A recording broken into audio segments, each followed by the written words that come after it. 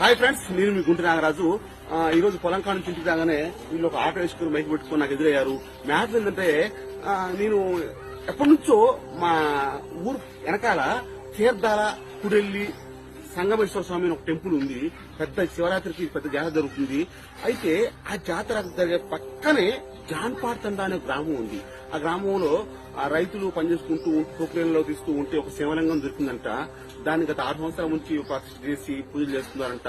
ఈ మధ్య కొత్తగా ఈ నెల మార్చి 1, 2, 3 తారీఖులలో భారీ ఎత్తున మారేడు చెట్టు కింద ఆ విగ్రహ ప్రతిష్ఠ చేస్తున్నారంట. దానికి సంబంధించి ఆకాశలింగం, పృథ్వీలింగం, అగ్నిలింగం, జలలింగం, వాయులింగం అంటూ అన్ని చేస్తున్నారంట. 1, 2, 3 తారీఖు అన్నదానం, 3 తారీఖు అన్నదానంగా ఉంటుందంట.